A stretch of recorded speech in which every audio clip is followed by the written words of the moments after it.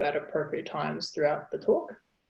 And also these slides and a recording will be made available at the CSM website, linked on our Facebook page. All right, take it away, Vanessa. Hi, everyone. Thanks for joining tonight.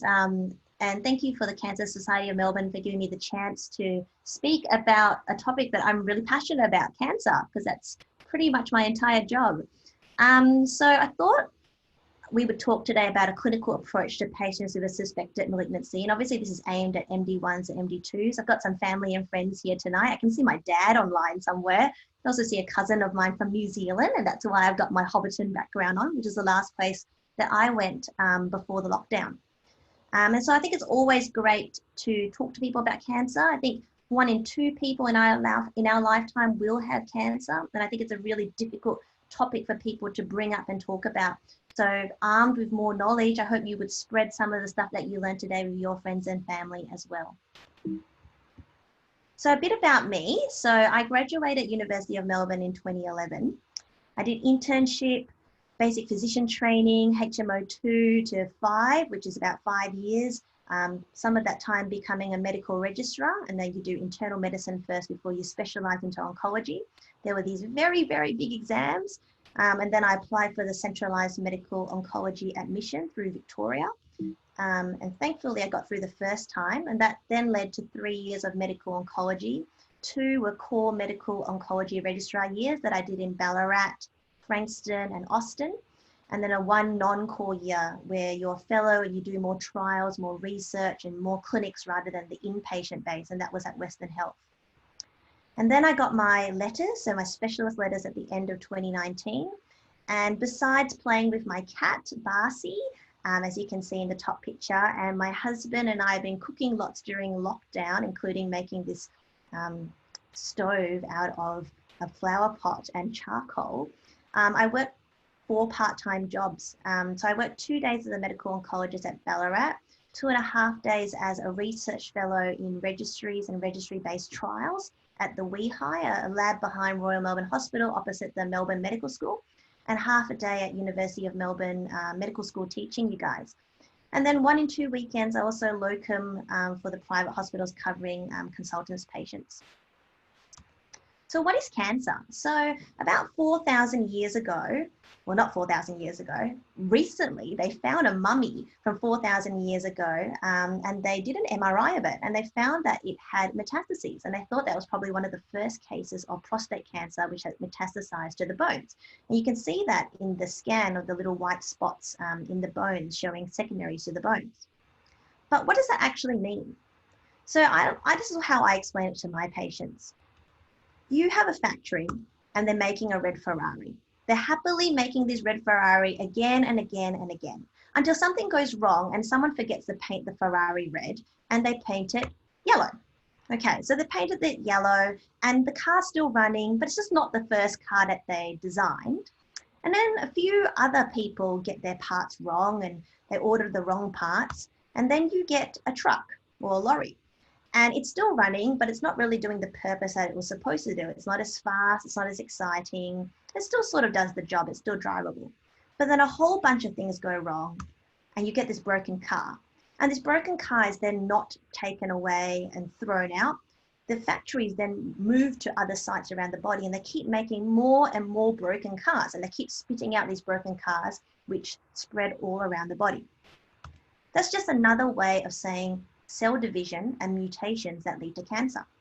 As you can see in this diagram, you've got normal cell division, and when there's damage, the cell will either suicide or die or be eaten or apoptose. But in cancer cell division, you've got so many mutations that this can lead to uncontrolled growth. The good thing is that a lot of our medications try to target these mutations or stop the driving mutation from these cancers keep growing. But this is not a talk about molecules or pathways or basic science. So I promise you that we will not be going through diagrams like this and making you all very bored while you're eating or cooking your dinner.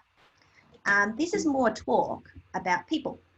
And so when you look at a cancer pathway and you're a patient that's getting cancer, this is sort of what you see. You get really stressed and you're not really quite sure what is next for you. You have your pre-diagnosis stage and tests where you're often seen by your GP and you're waiting and waiting and waiting for that diagnosis. And then after that diagnosis comes, you then need to learn about treatment. And then after treatment, you need to work out what is surveillance and what is next for you. So that's what we're going to be talking about today. So the topics that we're going through today are clinical diagnosis, history and examination, investigations, oncology emergencies, and we're also going to be learning a little bit more about the oncology glossary. We're going to have some questions, question times after each sort of case presentations that I'm doing, and I think Samco and the team will be putting these together, so feel free to ask questions in the chat. So we've got Zara. Zara is a 48-year-old woman who presents with a right breast mass to her GP. She's otherwise systemically well. Her past medical history is significant for gastroesophageal reflux disease on a proton pump inhibitor. She's got no known allergies. Her family history is significant for her mother having breast cancer at the age of 60 and her older sister having breast cancer at the age of 45.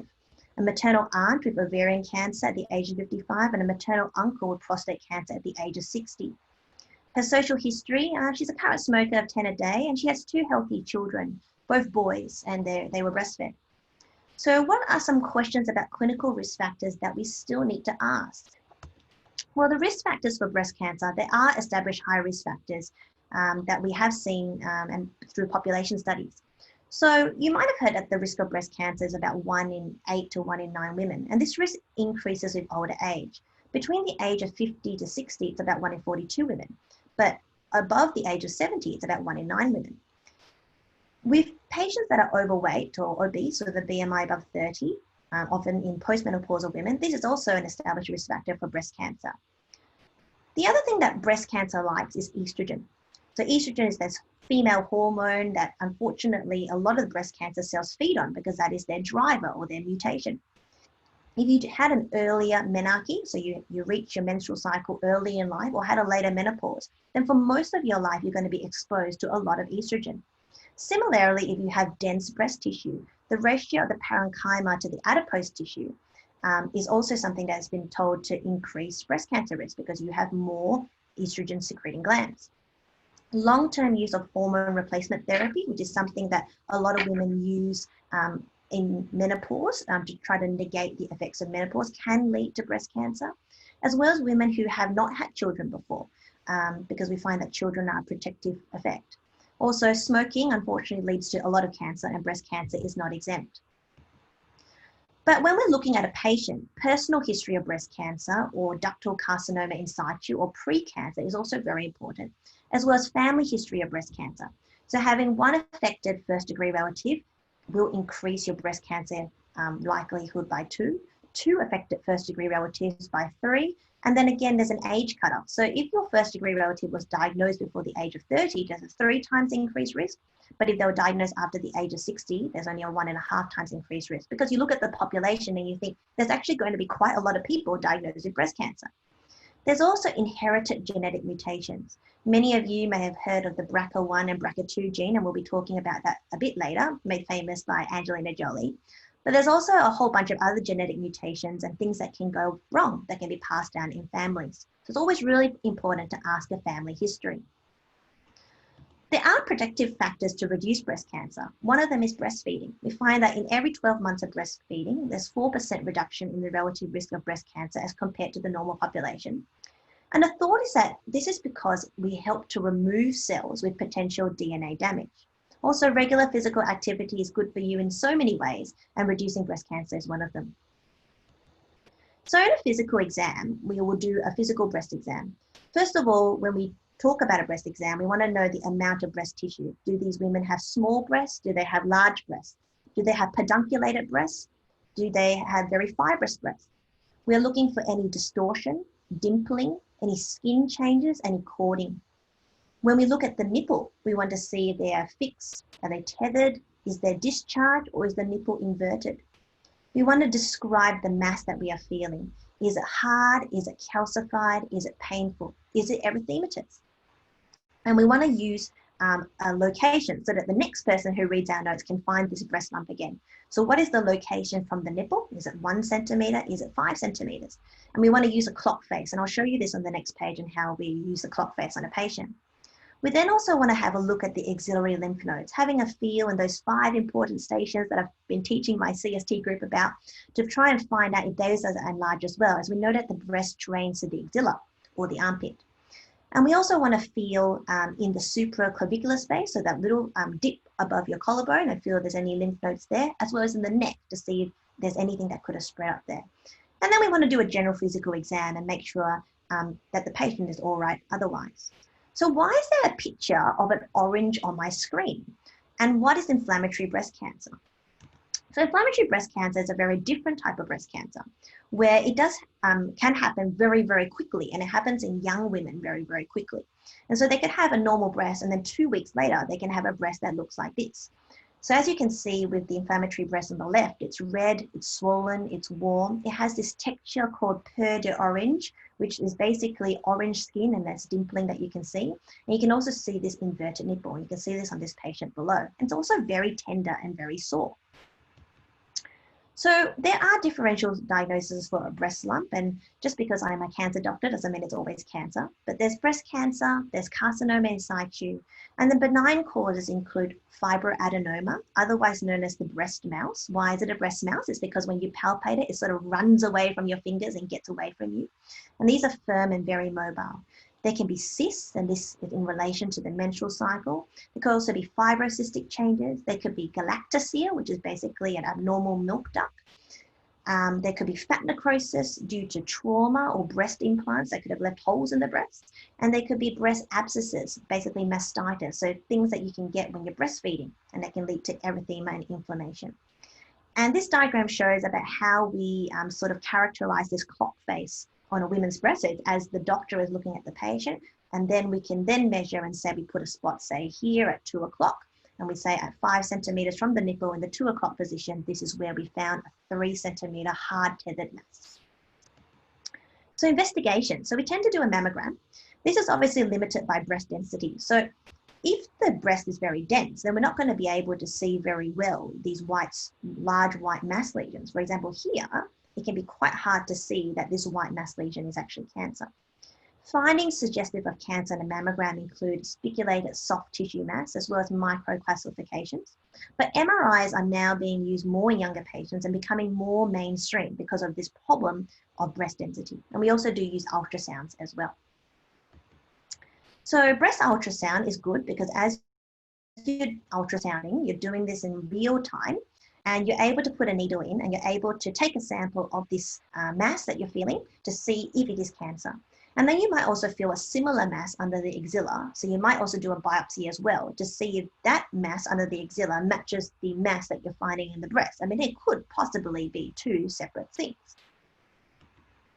But why do we actually need a biopsy if we already know it's breast cancer? Everything is pointing to breast cancer. The inflammatory breast that we're seeing, the mammogram that we're seeing, the MRI, the ultrasound. So why do we even need a biopsy? Well, that's because breast cancer is no longer just breast cancer. Breast cancer, there are 15 different types of breast cancer, and that's because of all the different types of cells that can mutate and the primary cell becoming the breast cancer. And then breast cancer subtypes, we divide them up into hormone negative or hormone positive, because there are patients that can have breast cancer that are hormone negative, meaning that the hormones are not the driver of the breast cancer, and it could be something else. However, hormone positive breast cancer is still our most common type of breast cancer. So histopathology, that's basically when you've taken the tissue and you've sent it to that pathologist who is going to look at it under the microscope. As an oncologist, we like to say things, no tissue, no issue. Don't refer to an oncologist if you have no tissue, because we can't effectively treat the patient. First of all, we look at the morphology. We want to see what the tumor size is. We want to see what the tumor grade is. Is it an early grade of the cancer, or is it a late grade of the cancer?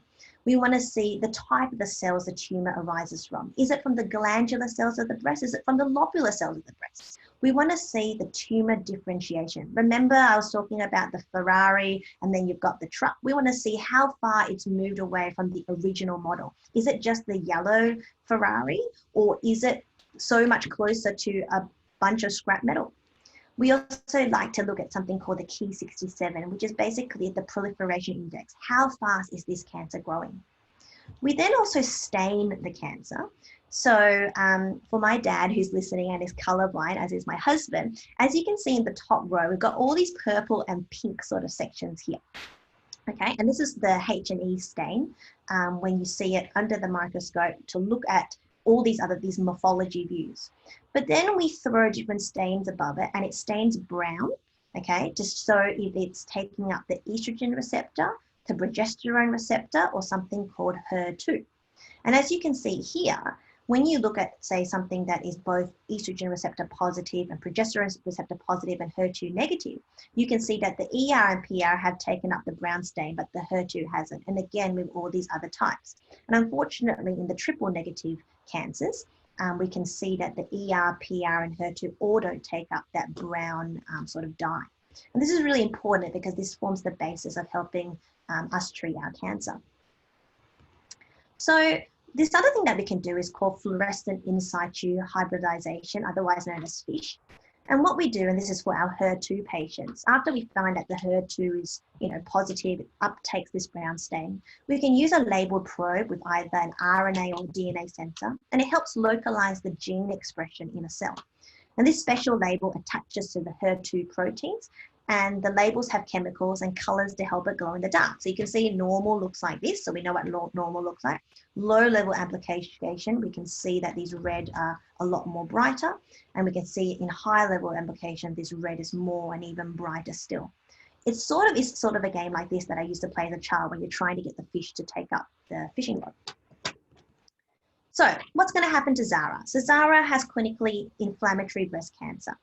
Her mammogram and ultrasound showed a large 5 centimeter mass of large axillary lymph nodes, and the biopsy of both the breast mass and the lymph nodes showed a grade 3, poorly differentiated ductal carcinoma with a high Ki67 or proliferation index.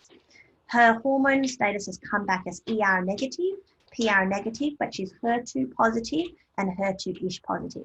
And this diagram on the right is sort of what I show patients. It's not really how a cancer cell grows, but it's very easy for patients to understand. I sort of show them that this is the cancer cell, and this is sort of the brain of the cell.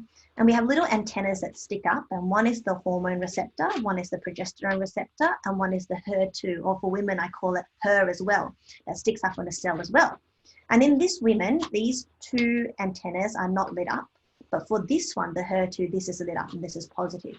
And so when I want to give treatment, I want to give treatment that will direct the brain of the cell with something like chemotherapy. And I want to give them treatment that directs the antenna that is sticking up, the HER2 side of the cell. And I want to give them medicine for that. And that's how we form our treatment regimens.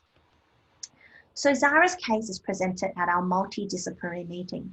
And it comes up with this outcome that's sent to the GP. She's for neoadjuvant intent chemotherapy and HER2-directed treatment, followed up by mastectomy and axillary lymph node dissection, radiation to the supraclavicular fossa, and then surveillance. And also there's this query, should we refer her to familial cancer center? A whole bunch of jargon, which is really hard to identify.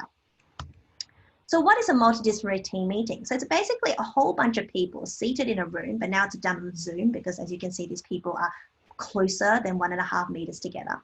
And they're all looking at a screen and each patient gets brought up. Their histopathology gets brought up by the pathologist, the radiology puts up their imaging on the screen, and everyone talks through it, and then the surgeons will say, oh, I want to operate, or the oncologist will say, no, I want to give chemo, and the radiation doctor might say they want to give radiation, and together we sort of formulate a plan for every single patient. So for every single new patient, especially in a public hospital, they're discussed amongst 20 different doctors, and there's lots of different people in the room as well. So what does intent of treatment mean? I use this word neoadjuvant. What does that actually mean? So we divide intent of treatment into curative intent treatment and then palliative intent treatment. So curative intent treatment can be divided into 3 things: neoadjuvant, curative local intent treatment, and adjuvant. So starting with the curative local intent treatment, this is usually surgery to aim for clear resection margins. So you want to cut out the cancer and you want to be clear around the margins to make sure that you've got the whole cancer, as well as lymph node dissection to see, did this cancer spread to the lymph nodes and how many of these regional lymph nodes is this cancer spread to? And then we also want to give radiation to cover the cancer area. So some patients might have surgery, some patients might have surgery and radiotherapy, some patients might just have radiotherapy alone. That's curative local intent treatment. But sometimes we might give neoadjuvant treatment. So that's before the curative local intent treatment. The aim here is the downstage so that the curative local intent treatment is easier. It's to look for a pathological response. So basically, what does the cancer look like after this neoadjuvant treatment, and what did it look like before? Is it better? Did our chemo or our treatments, did that work? And we can also get systemic treatment in early before the delay of surgery and post-op recovery. And why is that important? So we worry that the cancer has escaped from the local spot, spread to the lymph nodes, and then spread to the bloodstream, and then spread to the rest of the body. And so the only way we can treat the cancer cells that are circulating in the bloodstream is to get this systemic treatment in early. And because when we do have surgery and post-op recovery, it could be 8 weeks from diagnosis until we get treatment. So that's why in some cases, if we think that the cancer has the propensity to spread out of those areas, we want to treat people early. Adjuvant treatment is after curative local intent treatment. So we cut it out and we looked at the cancer and we're like, oh no, this looks bad. It has spread to a couple of the lymph nodes, or it looks like a bad grade cancer, worse than it looked like when we first did the initial biopsy. We want to sort of decrease the rate of recurrence, decrease the rate of the cancer coming back to try and target all those little potential cancer cells that could be spreading around the bloodstream. So that's adjuvant treatment. What about palliative treatment? So palliative treatment is often when the patient is in the metastatic setting. We'll go into that and we'll talk about stages later. Usually the cancer is usually incurable. So why are we giving treatment? Well, there's still things that you can do if the cancer is incurable. Diabetes is also incurable, and no one says let's not give insulin or tablets for diabetics. So for palliative intent treatment, we want to increase the survival as well as manage the symptoms that the patient might have. Remember that woman with the Azara with our inflammatory breast cancer, that breast is going to be pretty painful. So if she is palliative, by giving chemotherapy, by giving radiation, by giving surgery, we might be able to manage the symptoms of this very sore breast. For some patients, palliative treatment may not be possible. They might be too unwell to have surgery. They might be a very elderly person who has a whole bunch of other medical problems, heart disease, diabetes, and they might not be able to have a surgery. And so for those patients, we put them on a pathway which is called best supportive care. And basically, we're looking after the symptoms of the cancer without treating the underlying cancer itself. And I hope this clears it up, because there's a lot of doctors out there as well who don't understand what these intensive treatments mean. And so it's really hard to explain this to both patients and to their primary family physicians as well. So why would we refer Zara to Familial Cancer Centre? So we discussed BRCA1 and BRCA2 mutation testing. So contrary to popular belief, everyone contains the BRCA gene. So if you're a normal, healthy person, you contain a BRCA gene. If you're an abnormal BRCA carrier, you also carry the gene. Because what BRCA is actually a tumor suppressor gene. So having a normal BRCA gene means that it stops your breast from having cancer. If you have a BRCA mutation, well, there's something wrong with that gene. And that means that the breast cancer cell can't be deleted, or an abnormal breast cancer cell can't be thrown out in the rubbish. And that's why BRCA mutation testing is really important. And so as you can see, if say the affected father carries a BRCA mutation gene, he has 1 in 2 chance of spreading this gene to his children. And that's because it is autosomal dominant. But do we send everyone for BRCA testing? I just told you that 1 in 9 or 1 in 10 women are going to have breast cancer in a lifetime.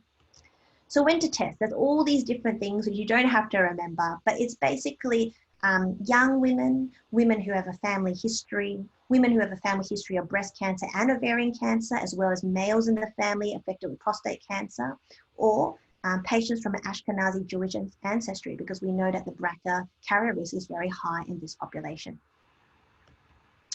BRCA was made famous by Angelina Jolie, also made famous by Christina Applegate. And it's really important to also test men with BRCA, because even though we always talk about women with BRCA, unfortunately there's no men in the media that talk about having BRCA as their genes. And so it's really important because for them, prostate cancer or male breast cancer is also increased when they also carry the BRCA gene. And also they can spread it to their children as well. So it's very important for them to get testing. If they find someone in the family that has BRCA, getting them tested is just as important as well.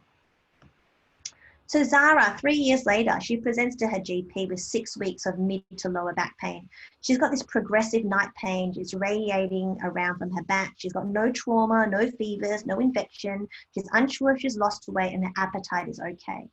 She only decided to present to the GP now as she's had these embarrassing episodes of fecal incontinence and followed by a near fall in the supermarket.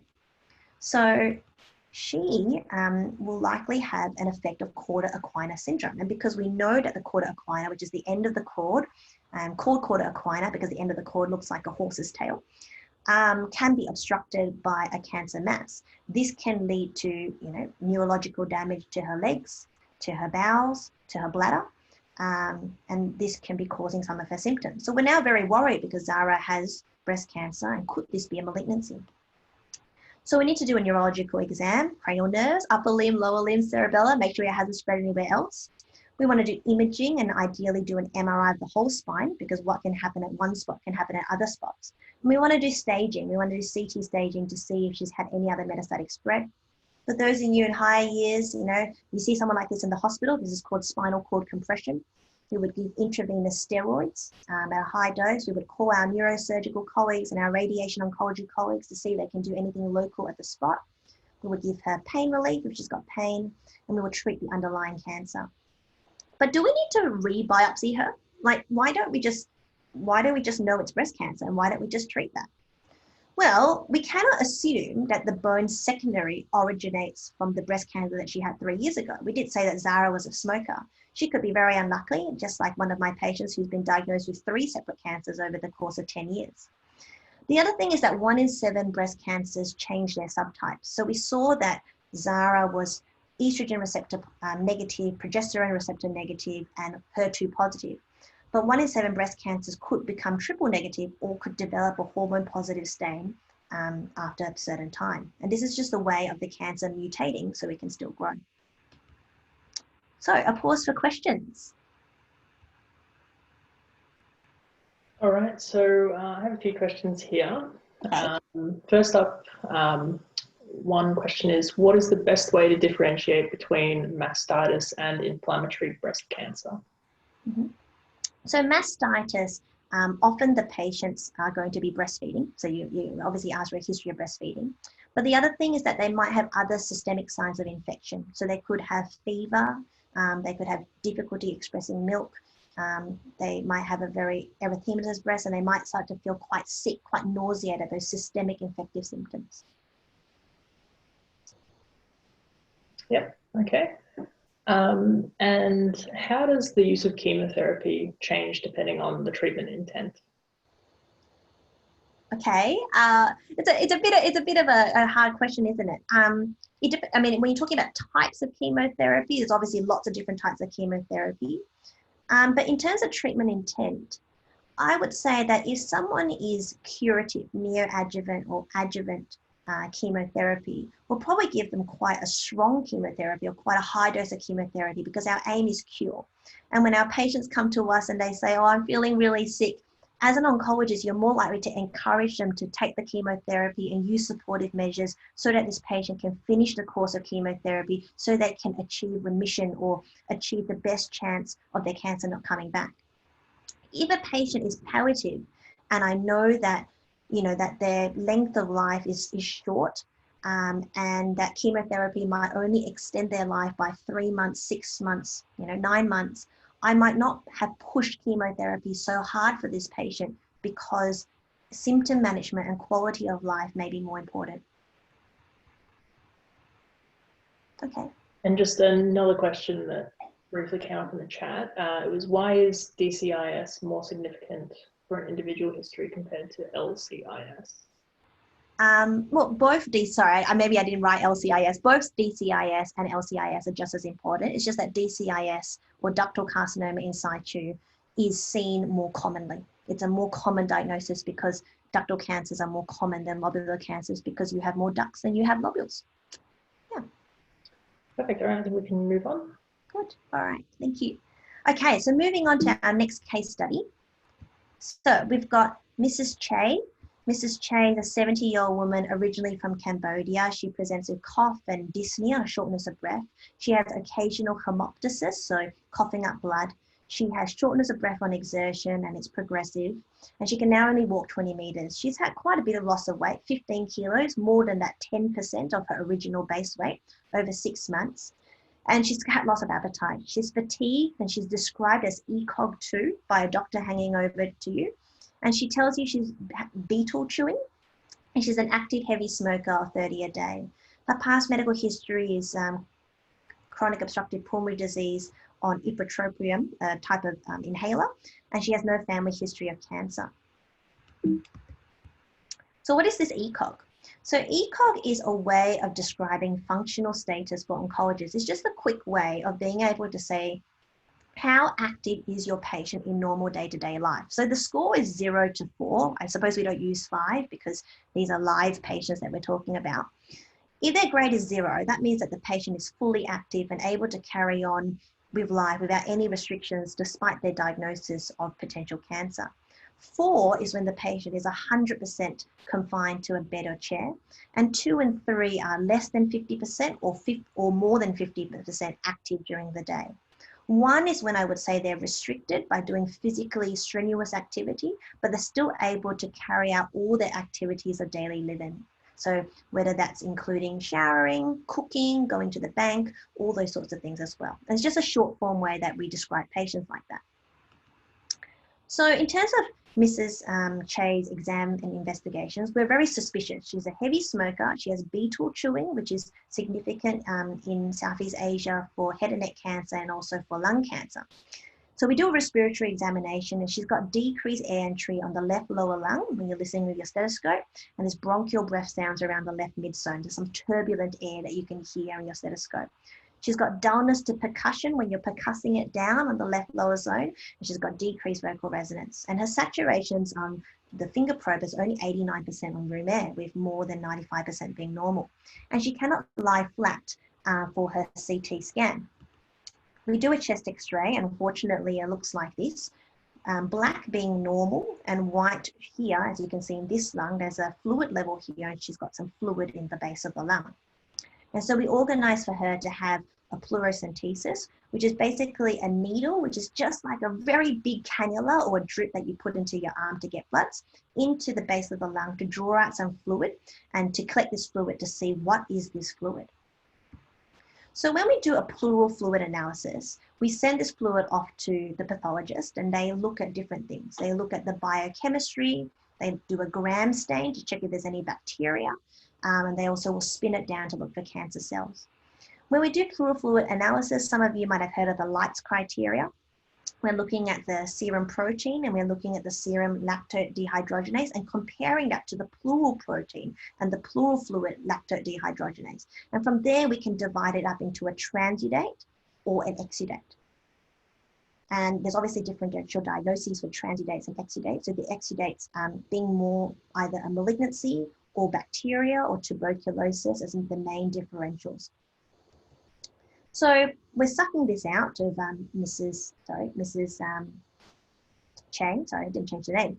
And from the pleural fluid, we sent it off as a cell block. We did not see any acid-fast bacilli to suggest tuberculosis. We did not see any bacteria. And unfortunately, the cell block has come back as a lung adenocarcinoma or cancer originating from the adeno or the glands of the body. It stains positive for this thing called PD-L1. What does that even mean? It's an immunotherapy marker. And we've also sent her for molecular screening or precision medicine. And it's negative for particular driver mutations such as ALK or EGFR mutation, which is something that's often found in young, female, Asian, non-smokers, someone like me. And given her pleural involvement, we already know that Mrs. Che has stage 4 disease. So what does stage 4 actually mean? So staging. So the most detailed way of staging is actually not through the staging that we call it. It's via this thing called TNM. via the American Journal of Cancer Society guidelines. The first thing to know is the tumor, T. Is it T1, 2, 3, or 4? And basically this accounts for the size and the extent and the invasion of the cancer. How far has it extended outside of its primary site, and is it invading into surrounding structures? N is for nodes. So are there no nodes, or are there nodes that are there? And where are they? Are they regional lymph nodes? Are they close by to their cancer, or are they far away from the cancer? Are there a small number of nodes, or are there a big number of nodes? M is for metastases. Are there any secondaries? And where have they spread to? So it's usually M0 or 1, presence of distant metastases. So 1 being, yes, there are metastases. Prefixes include C for clinical, P for pathological, and Y following initial neoadjuvant treatment. So someone could be C, T2, N2, M0, or Y, T1, N2, M0, okay? Each cancer has its own definitions of T and M to staging. Very confusing. So as you can see for lung cancer, you've got T1 to T4, there's like this T1C, you know, is it 2 to 3 centimeters? Is it more than 7 centimeters? And mind you, these classifications change every 2 years. So as oncologists, we find it very difficult to memorize these things. We can also see that the lymph nodes can either be ipsilateral or contralateral, or are they below the trachea bifurcation, or are they above the trachea bifurcation? And this is why we all go to MDM, so someone can write this down and circle it on the diagram. And then we can also see that when you do this T and N staging, then it comes out with what stage you are, you 1B, 3B, 3C, so many different levels to know about stage. So let's make it simpler for everyone. More simplistically, stage 1 means small and local. Stage 2 means bigger, but still local. Stage 3 means it involves lymph nodes somewhere. And stage 4, it means it's metastatic. It means it's spread to other sites of the body. So accurate staging at diagnosis is really important with radiology. It's really important to do staging and to do CTs, MRI, PET scans, and bone scans. And this is important as it guides treatment decisions. The problem with that is that some doctors and even oncologists use the word metastatic, and it's synonymous with stage 4, advanced, end stage, secondaries in the liver. And then your poor patient comes to you and they say, oh, I've been diagnosed with both breast cancer and bone cancer. And you're thinking, do you have both a separate breast and bone primary, or has your breast primary spread to your bones? Because obviously it's a very different diagnosis. So nomenclature is actually really important to help, you know, talk to your patients. What does that mean? So we talked about curative intent and we talked about palliative intent treatment. And so for most people, for stage 1, 2, and 3, when we're giving treatment, we are curative intent. We're trying to cure the cancer and make sure that we don't get recurrence of the cancer later on in life. Now, this recurrence rate could be very low. It could be only 10%. We might give all the treatments in the world to reduce that rate from 10% to 9%. Or the rate that it might come back after we give curative intent treatment could be 60%. And we're trying to reduce that down to 20%. So obviously this is a big difference. And then for patients, stage 4 patients, we obviously look at palliative intent treatment. But unfortunately, there's always caveats to this. So with early stage cancer, this may not be curative, as it could be an invasive cancer. It could be T4, and it could be invading into other structures, and we're unable to curatively surgically resect it or use radiotherapy in a field for cure. Or it could be somewhere where you can't operate, such as the brain, and it's very difficult to take out primary brain cancers. It hasn't spread anywhere around the body, but the brain being a closed box, we're unable to take out the brain tumor. There also could be patient factors. The patient might not be fit for treatment because of their poor functional status, medical comorbidities, or older age, or there could be declining treatment or treatment's not available. Metastatic cancer might not be palliative as well. Particular types of metastatic cancers that have spread are still curable, such as testicular cancers, germ cell cancers, or lymphoma. Or your patient might have something called oligometastatic disease, meaning that they've got the primary organ and it's spread to a secondary, but it's only spread to less than 5 spots. And so that means that these could potentially still be resectable. So it could be a breast cancer that's spread to 1 spot in the liver, a colon cancer that spreads to 1 spot in the liver, and you can take out the colon primary and you can take out the liver primary. Thus your patient is cancer-free. And then you give them adjuvant treatment to make sure the cancer doesn't come back. So there's obviously caveats. So Mrs. Che and her results. So we unfortunately have to break this bad news to Mrs. Che and the family using the interpreter. We tell her that she has stage 4, and remember to say stage 4 of 4, because I've had a patient in the waiting room then say, it's okay, I've only got stage 4 cancer out of 10, so it's not that bad. So always remember to say that now. Metastatic, and unfortunately I tell people up front that it is incurable cancer, because I don't want them to think that our intent of treatment is to cure, and then to find out 3 months down the line or 1 year down the line that their cancer has not gone away. She has nodal, liver and bone metastases, which are secondaries. And her family asked about prognosis. Not all families do, but she and her family asked, and I told them that the median prognosis is about 6 to 10 months, meaning that 50% of people will live longer than 6 to 10 months, but 50% of people will live less than 6 to 10 months. And with treatment, this could improve to 12 to 18 months. There's obviously always a chance that patients can live 5 years, 10 years, but it's obviously a small minority. Mrs. Che feels a bit better after the fluid has been drained, and she's now ECOG1, and she has no immediate local mass effect from her primary cancer or metastases. So Mrs. Che and her family want to know if there are any other treatment options, or do I just go home and wait to die? So the types of cancer treatment. We've got chemotherapy, and I describe it to patients as an atomic bomb or poison, goes inside the nucleus of the cell and blows it up from the inside out. We've got this new treatment called immunotherapy. It takes the brakes off your own immune system, priming your own soldiers to do the work. You've got targeted therapy, otherwise known as a sniper attack. So you're targeting particular mutations in the cancer and trying to get rid of them. And then we've got our local ones. We've got our surgery going under the knife, and we've got radiation, fire or laser. How do we decide which treatment is best for which type of patient? Well, actually many years ago, and I want to say not actually that many years ago compared to the rest of medicine, but 20 to 30 years ago, when one of my bosses was doing cancer, he said that there wasn't even a specialty called oncology for him to register for after he finished his physician exams. It was just called care of the dying or palliative care. So things have changed a lot from 30 years ago, where there was only one chemotherapy you could use, and that was for some sort of leukemia. So we have clinical trials. We enroll patients into phase 1, phase 2, phase 3 clinical trials.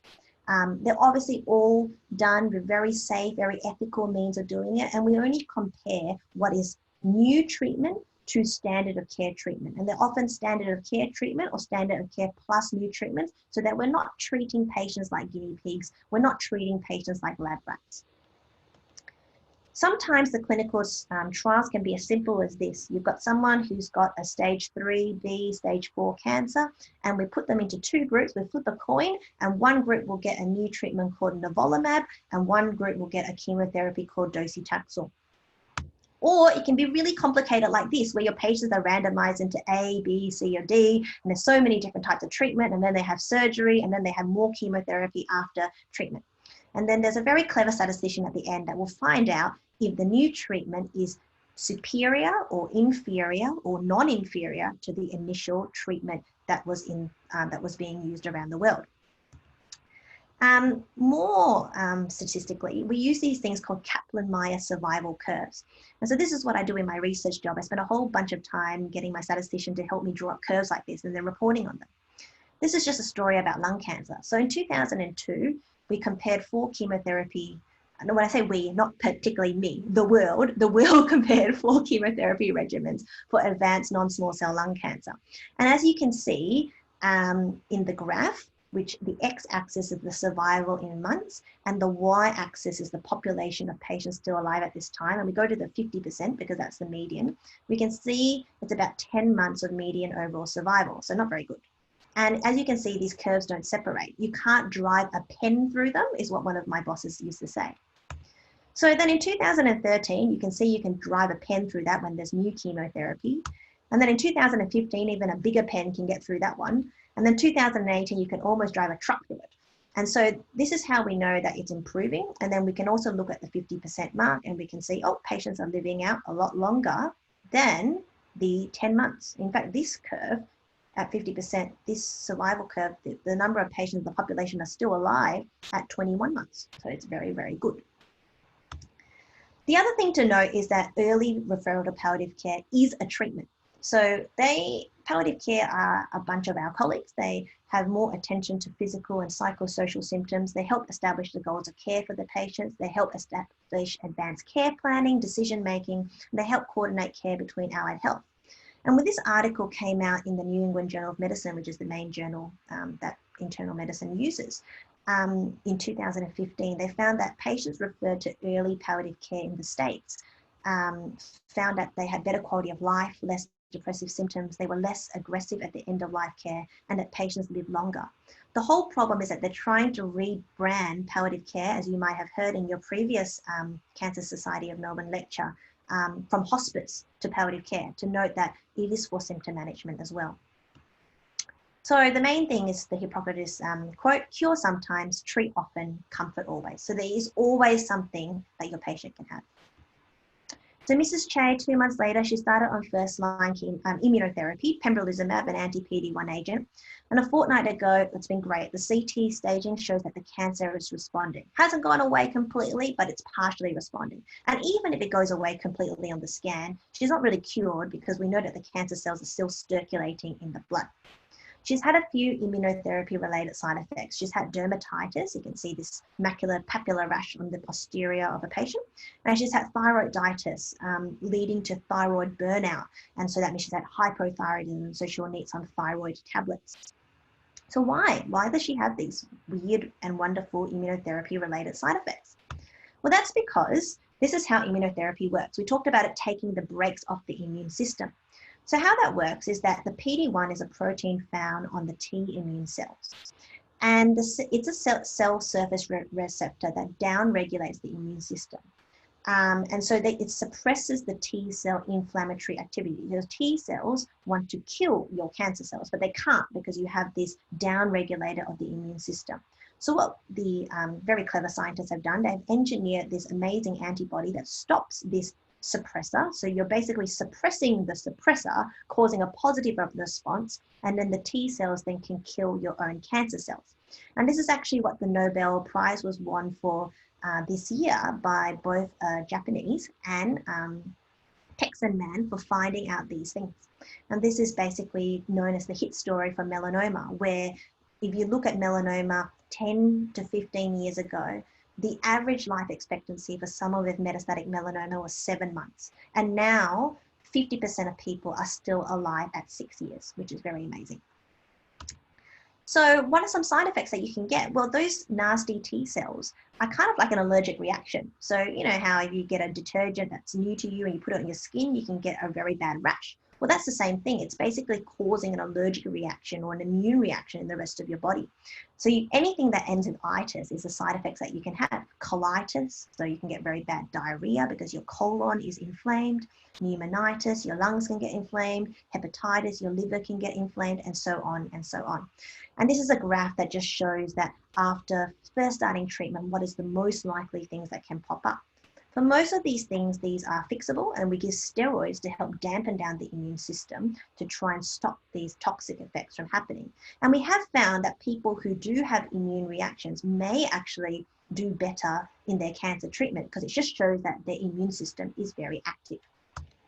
So what's the risk of this? Well, if you're giving doublet immunotherapy, so suppressing immune agents, you've got a 50% risk of having a side effect, which is similar to a chemotherapy, about 30 to 50% risk. But if you have a single immunotherapy, then you have a 10% risk of immune-related side effects, which is much less than chemotherapy. And that's why a lot of people are moving towards immunotherapy for treatment options, because it's said to be more personalized because it's your own immune system killing your own cancer. So Mrs. Che, 1 month later, she's got this sudden onset of shortness of breath. She's rushed to the emergency department. Her oxygen sats are 79%, so they're low, and she's drowsy. What are some of the differential diagnoses? Well, in cancer, there's mass related, so it's all about anatomy. It's treatment related, so all related to what our drugs do. And there's general malignancy related. How does cancer change our normal physiology? So when it's cancer mass related, you're looking at a progressively growing cancer.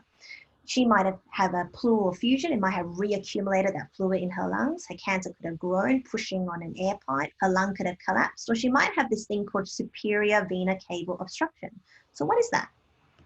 So basically, if you have a tumor that's very high up in the lobe of your lung, often on the right, you're going to get obstructed veins because you can get obstructed return to the heart, obstructed brachiocephalic vein, obstructed superior vena cava vein, and then you can also have disruption of the recurrent laryngeal nerve as well as disruption of the sympathetic chain.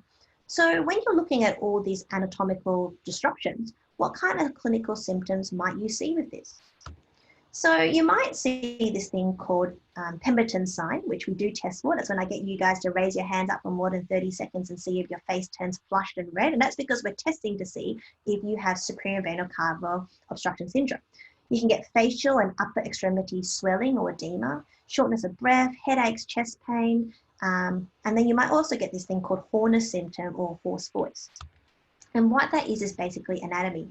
Horner syndrome is basically just a triad of signs that you can get: a droopy eyelid, a constricted pupil, and the failure to sweat because the tumor is obstructing your sympathetic chain.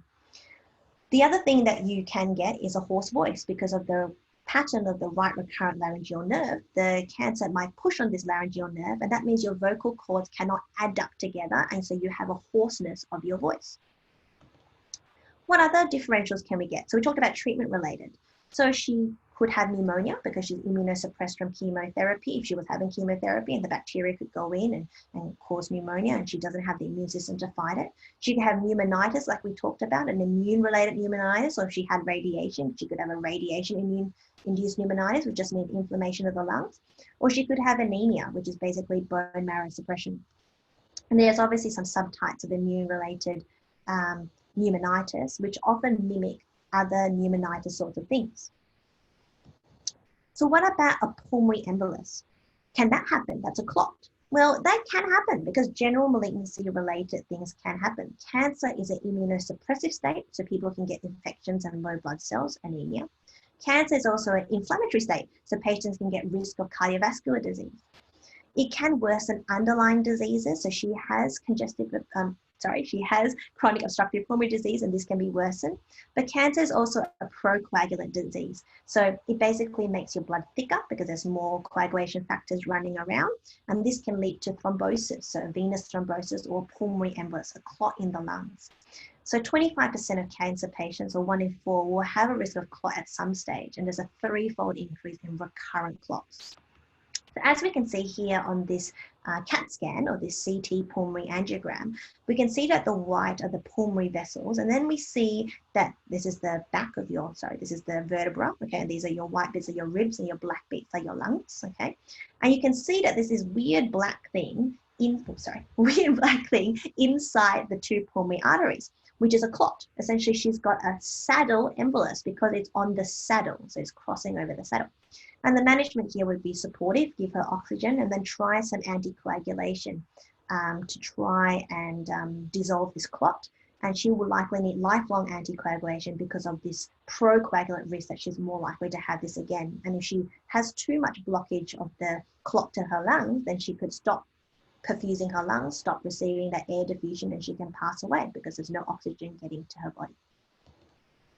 Okay, a pause for questions.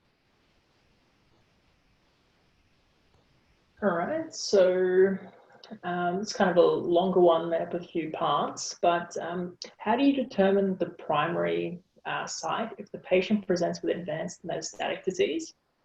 And is it important to know the site of the primary? And is it often, or are there cases where it's unclear? Yes. Great question. Very, very important. So if you have someone that's been diagnosed with, say, disseminated cancer, so they've got cancers, I'm using all that language that I hate to use, secondaries, disseminated, all in parts of the body.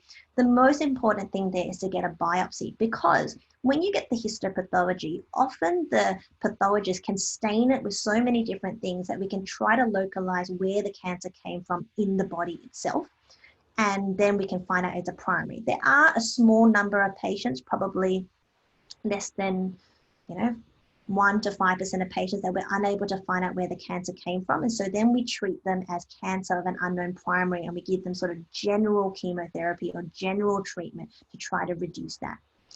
It is really important to find the primary site of the cancer. Probably not so important 30 years ago when you only had one chemotherapy. But given that we've got so many different treatments now, it's really important to find out, because obviously different primary cancers respond differently to different treatments.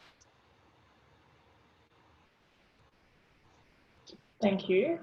And another one that might be a bit cancer dependent, but does staging of nodal involvement take into account the proximity of the nodes in which it's found?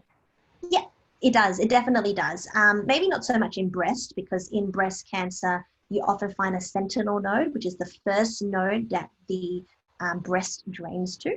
And then anything after that sentinel node would be additional nodes. But definitely in other cancers, it definitely takes in the proximity of where those nodes are.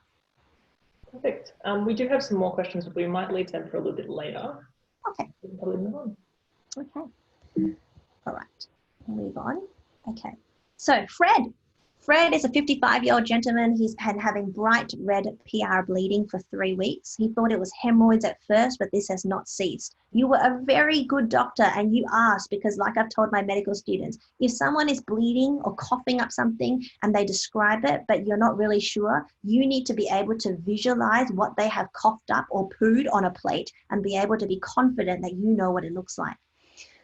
Fred has also got this strange sensation of after he emptying his bowels, he feels the urge to go again. And that's a medical word called tenesmus, because the sphincter is obviously trying to squeeze something out, but then after it's squeezed, feels like it's still there.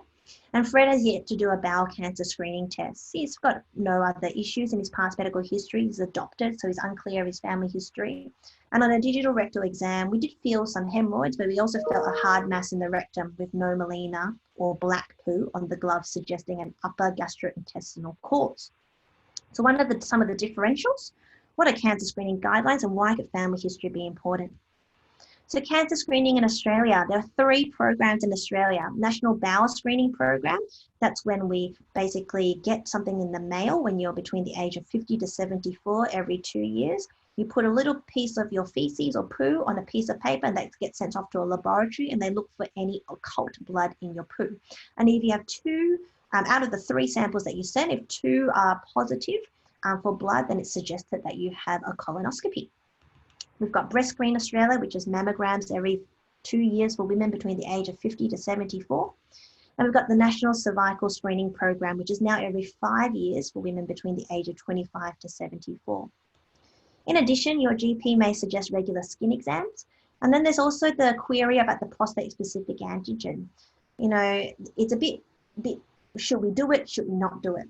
And that's because 1 in 2 men die with prostate cancer than of prostate cancer. So, and for most men, this won't ever cause a problem in their lifetime. So if we're screening asymptomatic low-risk men who do not have symptoms of prostate cancer, meaning they don't have any problems when they urinate, there's no dribbling, there's no hesitancy in the stream, well, this is not advised because there are risks to over-diagnosing it. If you find that this patient has a high prostate-specific antigen, which is a marker in your blood test, then you may suggest for this gentleman to go for a prostate biopsy. You may suggest for this gentleman to have their entire prostate out. And there are risks with that. Men can end up with urinary incontinence, erectile dysfunction, and there's an overdiagnosis and overtreatment if they do not have any symptoms or cause for concern. But then, like we're just saying, can't we just do a blood test for tumor markers to screen everyone for cancer and then everyone will be fine? I mean, we know that 1 in 3 cancers are preventable. Well, no, we can't. Because even though we have all these markers for all these different types of cancers, and it looks very simple, we could just send off a blood test for all these things. Traditionally, proteins are made by cancer cells, but they're also made by normal cells and expressed in higher quantities by cancer cells. So they're not to be used for diagnosis or screening alone. For example, if you did the CA125 marker, which is also ovarian cancer, you can see that increase if you have had gastroenteritis. You could see that increase if you've had a urinary tract infection. So these are best used in surveillance for people who already have had cancer to look for early recurrence or patients who are having treatment to assess for early response. There is now upcoming research on more specific tumor markers, which are more circulating tumor cells, so actually looking for the tumor cells in the bloodstream, or something that my lab is doing now at the WEHI, something called circulating tumor DNA, which is pretty cool. What they do is they biopsy the primary cancer, and they look at the DNA, and then they look for that DNA, which is separate from your DNA in your bloodstream, to see if the cancer is there. Now, there are hereditary colorectal cancer syndromes, similar to how there's breast cancer syndromes. I won't go into them in too much detail, but just to note that there's one called familial adenomatosis polyposis with 100 to thousands colonic polyps in the bowel, and if left untreated, cancer will occur in 100% of patients. So we recommend for patients to have a colectomy, or to have their entire bowel out, and to then have a stoma bag or an outpouching of their bowel through their skin, and then unfortunately that will collect their feces for the rest of their life. We also have something called Lynch syndrome, which is a bit more common than familial adenomatosis polyposis, or FAP, and that's when you've got a germline mutation in basically the genes that allow your repair. So it doesn't allow repair of your cells. And this includes other sort of cancers, including endometrial cancer, small bowel cancer, ureter cancer, and renal pelvis. So you got Fred, he's bleeding, you send him out and he gets a colonoscopy, which is basically a tube with a camera to look in the back passage all the way up to the ileum. And so there are differentials for PR bleeding, and that's why history is important. Hemorrhoids, anal fissure, which can be quite painful, a colonic atrial venous malformation, diverticulosis, so an outpouching of the bowel. If you're constipated, common, this can happen, and then you can get infections in there. It could be an infective cause of rectal bleeding. Could have gone overseas, he was lucky and caught one of these things. He could have inflammatory bowel disease, such as ulcerative colitis or Crohn's.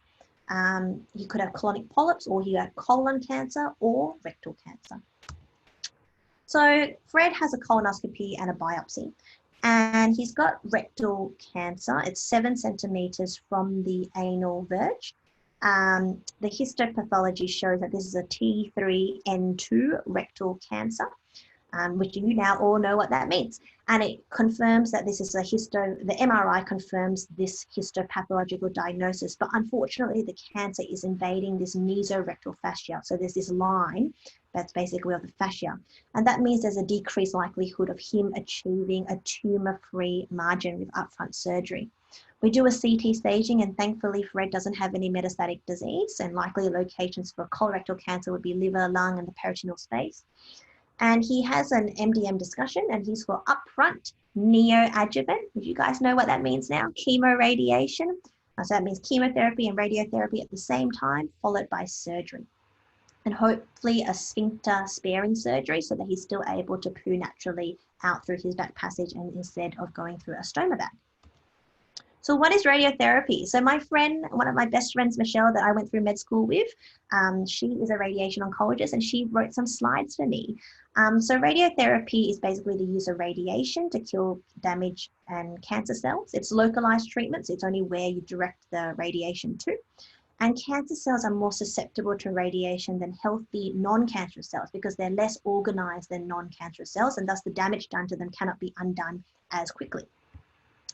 There's 2 main types of radiotherapy. One is external beam radiotherapy. It sort of looks like those virtual reality things that my dad used to take me to when I was young. So the radiation is delivered by a linear accelerator from multiple angles. The patient sits in basically a bed. They're often locked into the bed so that they don't move, and then the machine moves around them. The patient will receive a number of fractions or sessions that can vary from a single fraction to treatments every day for consecutive weeks. And the treatment usually takes less than 10 minutes. And the dose is measured in something called gray. So you might want to deliver 50 gray to the breast to try and, kill the cancer. But then if you gave 50 gray all at the same time, the breast will become very red, inflamed, and necrotic. So you might then give it over 10 sessions, and you might give 5 gray every day. There's also this thing called brachytherapy, which is internal radiation therapy, which you basically implant seeds, which are radioactive, and then they deliver high doses of radiation into that body cavity. But that also means that the patient is always radioactive. So what is radiotherapy used for? So it's obviously used for cancer. It can be used for curative intent, definitive treatment. So that's the curative intent treatment, or an adjuvant treatment. It can be used for palliative intent. So that patient with the spinal cord compression, you could use it to try and decrease the spinal cord compression and to relieve that. It can also be used for benign conditions such as keloid scars, as well as Dupuytren's contracture. So as you can see, that's a spinal cord compression, and that you can see that someone with Dupuytren's contracture can try to relieve that. Okay, any questions? Maybe one or two? Yep, so when should you be concerned about seeding cancer when taking a biopsy? Yes, so in some patients, we, especially with sarcoma, we're very worried about seeding cancer along the tract of where the needle is coming out. But for other patients, I guess we measure the risk to the benefit, and that's why we try to get as close to the cancer as possible. So if someone has lung cancer and the lesion in the lung is very peripheral, sort of nearer to the skin, then we might go on an outside approach and we might biopsy the cancer that way. But if the lesion is sort of closer to one of the bronchus or the tubes, then we might go from the inside out and pass a scope down their windpipe into their bronchus and biopsy it from inside the tube.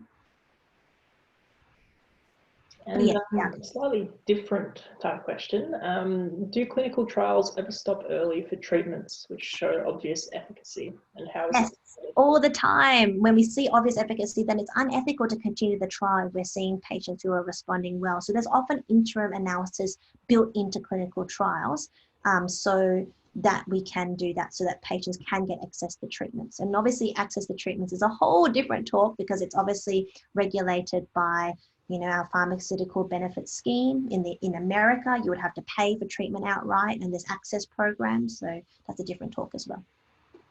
Okay, might move on. Yep, great. Okay, so we've got Imran. He's 70 years old. He's got metastatic prostate cancer. He was diagnosed 2 months ago with prostate cancer with iliac chain lymph node metastases and bone metastases in the axial, which just means the central skeleton, and the appendicular skeleton, which is the limbs. And his PSA, which is that prostate-specific antigen marker, we did on him because we knew he had prostate cancer, is 120. So we initially started 3 monthly androgen deprivation therapy, and his PSA improved to 60 after the first month. And you can see this is a nuclear medicine bone scan, and you can see the black spots of the cancer. You can see that it's lit up in the vertebrae and the ribs, but it's also lit up in the skull and his arm as well. So what kind of treatment is androgen deprivation therapy? What is targeted treatment and what is hormonal treatment? The targeted treatment, well, we're targeting one of the mutations or drivers that drive the cancer. So we've got these things called epidermal growth factors. We've got angiogenesis, which is basically how the cancer gets blood supply to grow. And we've also got these protein signaling pathways that can make the cancer or the nucleus of the cancer grow faster. And then we've got the arrow. So the arrow is what we provide as the oncologist or the scientist. We have hormonal agents, we've got monoclonal antibodies, the ABs, and we've got small molecular drugs or TKIs called the IBs, and they can target one target versus many targets. The whole idea of targeted treatment is to try to target the cancer and try less to target the rest of the body.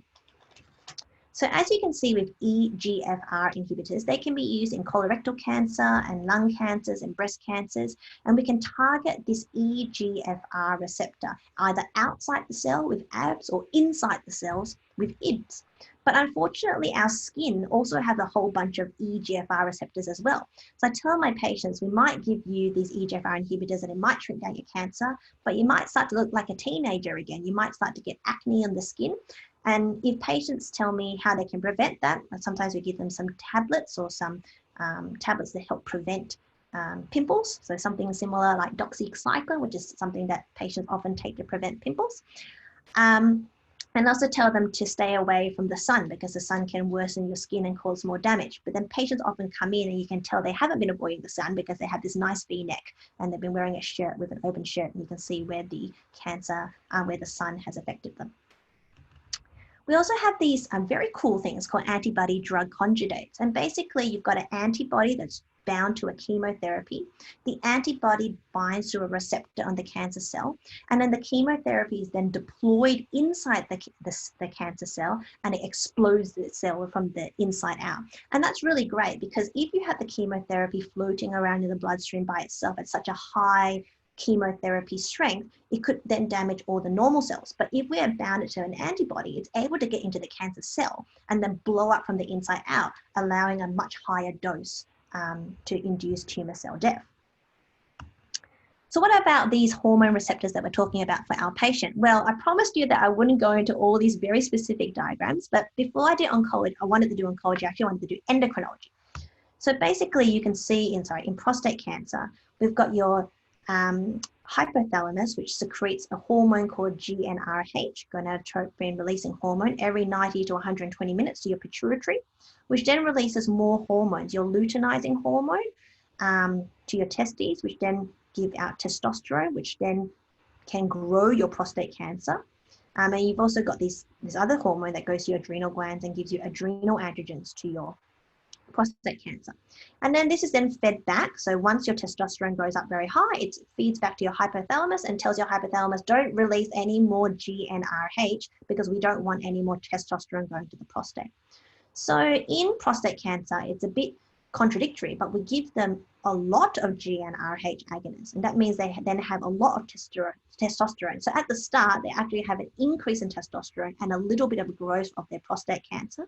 And then because the testosterone levels are then too high, it then feeds back to the hypothalamus to say, stop sending out any more of this GnRH hormone. And eventually this whole system dies off and there's no more testosterone secreted by the testes.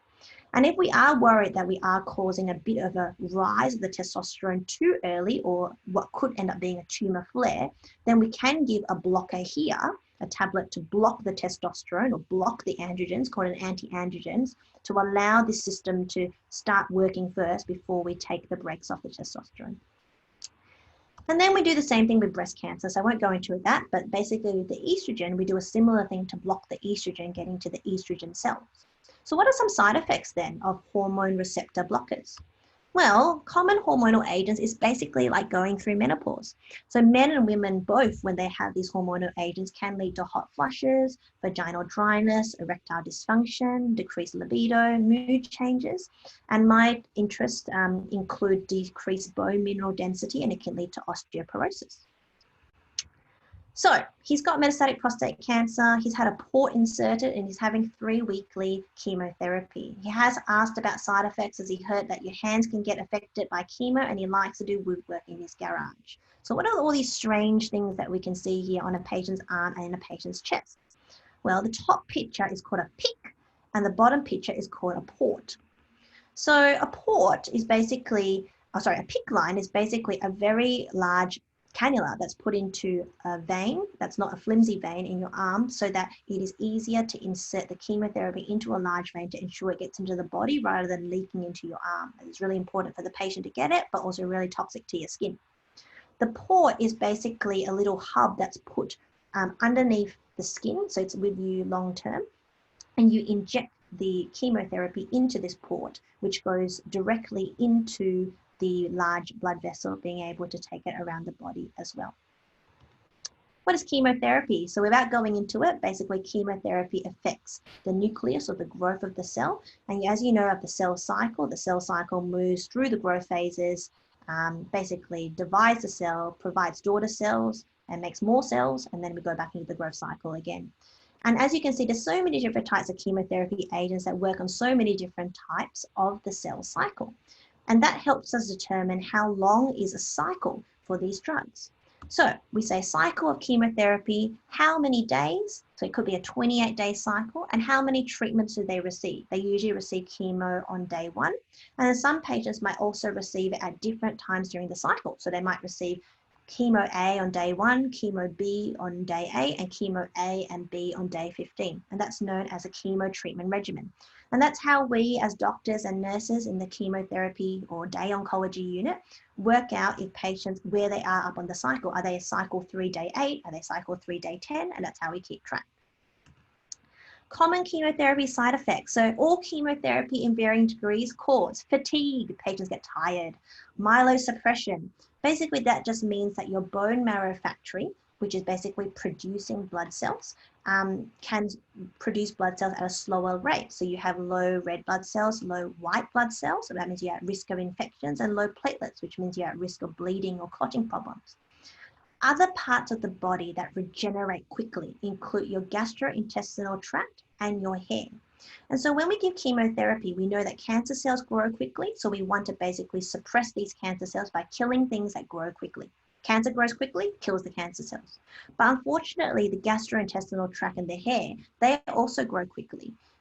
And basically, they lead to side effects as well. So mouth ulcers, gastrointestinal toxicities, smell and taste changes, loss of appetite, hair thinning, skin and nail changes. So what do? Well, we can do lots of things. We can reduce the chemo, delay the chemo, take out the chemo, supportive medications, or give people blood transfusions, and involve other specialties to help us as well. And so these are some things that we can do to people with chemotherapy. We can lead to very bad skin, can lead to very bad ulcers, we can lead to cardiac spasms, we can lead to tingling or peripheral neuropathy in the feet, and we can lead to nails that lift up very easily from the surface. And different types of chemotherapy have their own specific side effects. But what about hair loss? So that's something that patients always ask me, am I going to lose my hair? And unfortunately with breast cancer, all the drugs tend to let people lose their hair. And then with the male associated cancers, the drugs don't tend to make them lose their hair, which I find very, very unfair.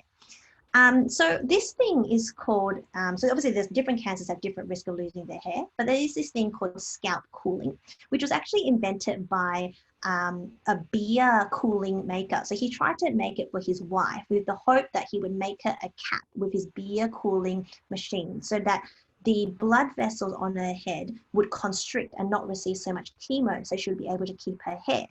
Unfortunately, the beer maker's wife did lose all her hair, but she did survive from cancer, but he went on to help make this cap for other women. And so it is something that you can give chemo during chemotherapy. However, it does lengthen your chemotherapy time in the chair to about 4 hours. You do have to wet your hair, and then you basically put on an ice cold cap, which can give you a very bad headache. But it does work. So on the left, there's a patient who received 4 cycles of chemotherapy and she lost all her hair. And then after about 4 cycles, her hair was able to regrow with the help of the scalp cooling machine for her subsequent lines of chemotherapy. Questions? And then I think I have one more section. It doesn't look like there are any new questions in the chat, so you can probably move on. Okay, good. All right, so Imran starts chemotherapy. Unfortunately, he presents with a fever, 38.8. He's got rigors and he's on cycle 2, day 10. And now you all know what that means as well. Heart rate is 110. He's tachycardic. His oxygen is fine. His blood pressure is fine. He's got no other specific findings on exam. So can we just kick Imran out of our emergency department? Could this be viral? Can he just take some Panadol and go home? He doesn't have any COVID symptoms. Let's let him go home. Does he need to be admitted to hospital? And what is the significance of day 10 of treatment? So we know that our neutrophils drop around day 10 because of our cell cycle. And unfortunately, our neutrophils is what look after our immune system. And so that means he's actually at the peak of his immunosuppression or low immune system, which means he's more likely to catch an infection. So if you have a fever above 38 with neutrophils of less than 1 or less than 1.5 and predicted to fall, and anyone who's had chemotherapy in the last 4 weeks, we suspect febrile neutropenia. So we do worry about that. We do try to get some blood cultures to find out where the bugs are coming from. We do it peripherally and we do it centrally through the port or through the PICC line because you could have bugs in those lines. We give them very broad spectrum, very strong antibiotics, and then we also support them and make sure they feel okay. And then we look for sources of infections, dental, ear, joints, and skin. Actually, 50% of the time we don't find an infection. So we think it's likely from the genitourinary or gastrointestinal sources of our body because we know that they have commensal bacteria there. And so we tend to give antibiotics to target those sites. So 18 months later, Imran presents with confusion, constipation, and dehydration. He has no signs of infection. His CT brain, there's no brain metastases, but his blood tests come back with a hypercalcemia with a calcium of 3.3, where normal calcium is less than 2.5. Could he be drinking lots of milk? No, it doesn't matter how much milk you drink. It doesn't actually increase your calcium. Dietary calcium does not equal increase in your serum calcium. So again, lots of awful pathways, but basically all it's showing is that calcium is very much linked to your parathyroid hormone and very linked in malignancy, or it can be, to something called parathyroid hormone related protein. And basically this is very key to knowing if your calcium is increased because of a problem in your parathyroid gland, so a gland next to your thyroid that controls your calcium. Has that gone out of control and that's giving you more calcium? Or is the calcium being leaked out of your bones or other parts of your body that is having a lot of cancer in it? So I like mnemonics, as a lot of my students might know, but hypercalcemia of malignancy is stones, bones, abdominal groans, and psychic moans. And so they include things like abdominal pain, vomiting, polyuria, polydipsia, so lots of urine, lots of thirst, feeling not hungry, anorexia, weakness, and renal failure. And so what do? We give lots of fluids to try and flush out the calcium, get that kidney into overdrive and flush out those calcium. And then we give basically things to stop those osteoclasts, or the way that the bone breaks down the cells, and stop them from breaking down the bone and to sap up the rest of the calcium. And we like to involve our endocrinology colleagues as well. So this is the end of the science bit of my talk, and I just wanted to tell you a little bit more of what my life looks like for me as an oncologist, if anyone is keen to do this. So depends on which day of the week. So on Monday and Tuesday, I'm a clinician. I wear the clinician hat, I go to Ballarat, I go to a morning multidisciplinary team meeting. So we discuss lots of cases. It could be head and neck, it could be lung, it could be colorectal, it could be breast. And then I see patients in an outpatient setting. I see new patients. I see patients on treatment review. So they're on treatment and we're checking them to see how their symptoms are going. Do we need to decrease the chemotherapy? Do we need to lengthen out the cycle? I see patients who haven't got cancer anymore because they've been treated, but they were surveilling them to make sure the cancer doesn't come back. And I see patients who are not on treatment, but they have cancer, but they need us to look after their pain or their shortness of breath. I get lots of phone calls from the chemo day unit, inpatients, palliative care, and other specialties about my patients. And then I have lunch, where there's another multidisciplinary team meeting. And then I have more clinic. And then I do lots of administrative work, trials, setting them up, dictating letters, and doing referrals to other specialists. And then I go home. On Wednesday to Friday, I put on my hat and I'm a researcher. I'm a researcher clinical fellow at WEHI, and I also teach you guys at University of Melbourne. I do lots and lots and lots of Zoom meetings about research grants, speak to sponsorships from pharmaceutical companies and special interest groups. I help design clinical trials with my amazing boss. And I also look at registry data output and see if we can find new associations with cancer in a real world population. I do a lot of reading and analyzing and writing and making PowerPoint presentations. And then I do Zoom teaching for you guys in between. And then I play with my cat and I cook ridiculously long recipes and I annoy my husband. And then on the weekends, about 1 in 2, I cover different private hospitals. I get a handover from the patient's usual oncologist on Friday at 5 p.m. And then on the weekends, on Saturday and Sunday, I do a morning ward round to see all the inpatients, check out the chemo day unit and take referrals. And I'm on call for the hospital 24/7. Then I hand over back to them at Monday at 8 a.m. And that includes, on my downtime, going to conferences, workshops, and talks. And this is actually a much better life schedule than I had as a registrar. So if you think it's busy, it's very less busy now as a consultant. So why do oncologists choose to do oncology?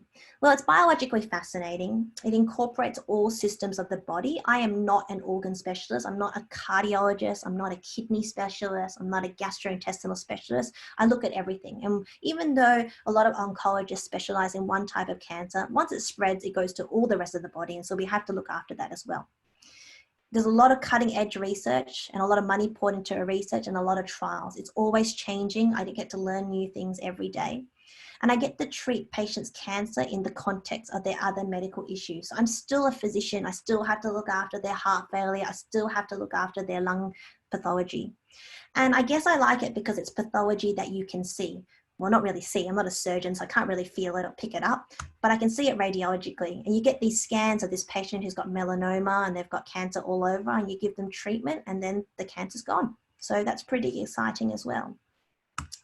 But for me, it's always been about the patients. And that's basically why I went into it. And then all this stuff sort of came after as I learnt more about it. But isn't it a very depressing specialty? Don't I go home and I cry all the time? So yes, it can be. For example, this week, I shattered someone's worldview by the information I share. So I had a 50-year-old gentleman with metastatic stomach cancer. It's a new diagnosis. He's got 3 kids, a 12-year-old daughter. Is the youngest, and he's a full-time carer for his wife with multiple sclerosis, and his prognosis is 12 to 15 months. So it's pretty upsetting. There's a huge stigma associated with cancer. Families often talk about their patients as if the patient is already gone. Then you basically have a lot of family offering a lot of alternative treatments, frozen pawpaw imported from Vietnam, cow's colostrum tablets sold by a chiropractor. And also my patient this week told me to dip my hands, or tell me to dip other patients' hands who have neuropathy into 90% methylated spirits and capsicum to help bring their sensations back. And being an oncologist, it's a really big way to put a downer on a party. And I get questions like, how can you bear all that sadness? Don't you bring it home? But I also think there's a real art of breaking bad news, and I meet a whole bunch of very, very fascinating patients. And here's a photo of Andrew. He is a legally blind photographer with locally advanced pancreatic cancer, and he would always bring his dog Leo in to greet me.